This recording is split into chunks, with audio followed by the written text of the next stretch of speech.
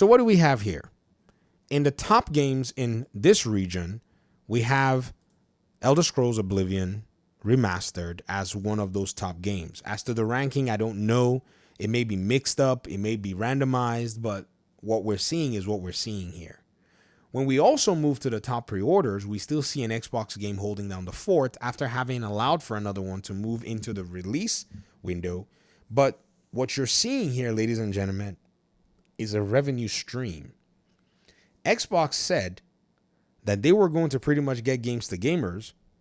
They put their ad out and said, this is an Xbox. I remember when they did the This is an Xbox campaign, they got laughed at. There were a lot of people that were laughing. A lot of those people are no longer laughing anymore. You know why? You wouldn't even know if they were because you're drowning in games.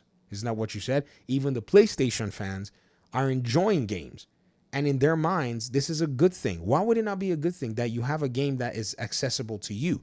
So I bring the argument forward and front and center and say to those who say that exclusivity should be predicated on quality over accessibility, what do you have to say to the reality now that PlayStation players are enjoying accessibility to the point of ranking Xbox games that would have probably been exclusive if they were playing this stupid console war back in the day, and now the games are available to them and they're having a blast?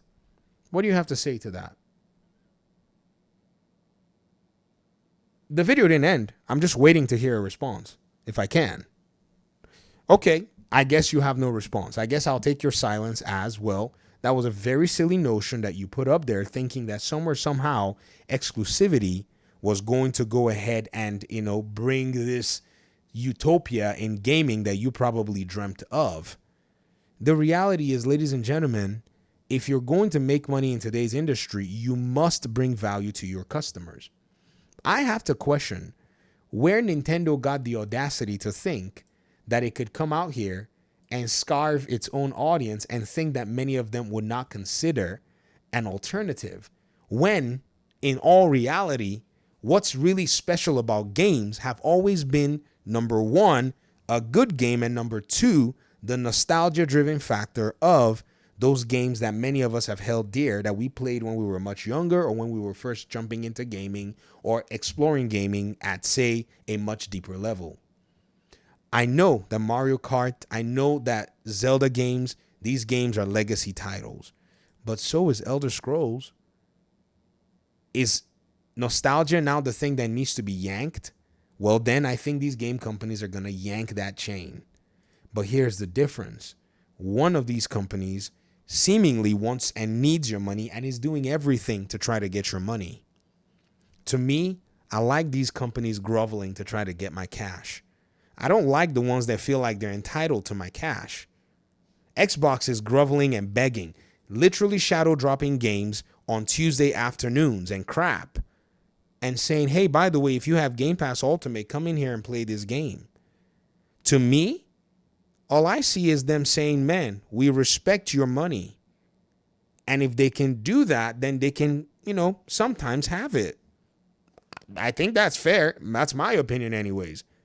But when I see the different market, pieces, and I see the different steps being taken, in the case of PlayStation, trying to block games from going to other platforms that would have otherwise gone to other platforms so that you may take on the burden of going to buy their console, I say that that is the uttermost disrespect to the consumer's time and the consumer's money. To want to burden a consumer with extra hundreds of dollars to benefit yourself with a product that would have already been going to them anyways by a third-party developer is absolutely nonsense, and it's been exposed by this reality. The fact that Xbox is doing it and is actually making the news waves, and the fact that even on the PlayStation side, as they get these games, they're paying money for it and enjoying it. The burden is removed, the consumer is happy. The, roadblock of having to spend $500 to go buy yourself an Xbox or $299 to buy a Series S, right? Or to go buy a tablet or to log in from your browser on your laptop when you don't want to do that, and you have the option nonetheless, that barrier is removed, and thereby puts the argument that somehow accessibility is inferior and should be sacrificed for quality. That argument is now in the gutter and doesn't have any merit to it. Why? Consumer behavior has exposed it. Consumers, gamers alike, want to play games, and they don't need the burden of this nonsense console war to do it. So I see some agencies, I think it's like maybe 2 people now, it used to be like 20 on Twitter, that would say, well, your game's a third party, they're now coming to us. But then when you ask them, so does that mean you're going to play the game? They're going to say no. Well, their opinions really don't count, and their actions apparently are inconsequential. You will see those people. Don't get me wrong. I've seen some of them already today. Like one of them that I asked on Twitter. It was very funny when I think it was somebody who put a post up there. And this is what I'll show you. This is very interesting. Okay. So Paris Denard said Elder Scrolls 4 out today. I'm just saying. And he put a Game Pass thing. And this person said Xbox is still a dead console brand. I'm just saying. So I said, okay, so are you going to play it or not? Do you know what they said? They said, nah, Bethesda RPGs are outdated. Look at Starfield, horrendously boring game. It came out in 2023. It plays like a Bethesda RPG from early 2000s. So I said, so you aren't going to play it. Good to know. I was just curious.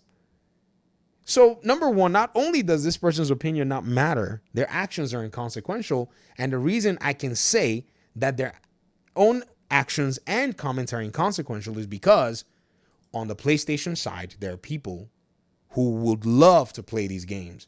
And we have, on paper, their actions being documented and recorded, seeing as they have promoted this game that showed up this afternoon while you were here trying to console war on Twitter, they were buying the game. You know it's hard for PlayStation fans to beat the allegations of not buying games, and you're doing this stuff. Why do you all keep doing this? But I'm not going to hold you liable to that today. There's something of worth talking about this business strategy and why it's important. And while it's basically made a lot of those different arguments, the ones that have basically tried to tout exclusivity as this thing that must be heralded and pursued at all costs, when even PlayStation themselves have stylishly, you see how they sidestepped y'all? They abandoned exclusivity. They all ran to PC, putting y'all in a position where now, as I saw Nib95 try to do, claim that not full third party is when it's on the console and on PC. Ooh-wee. See, PlayStation doesn't have a sustainable business without customers. And the customers that are not going to buy a PlayStation are not going to buy a PlayStation. So PlayStation has got 2 options. It sells you that game again, or it reduces its cost basis. And they're not afraid to do both. I don't know if you've noticed, PlayStation is not afraid to do either of both things.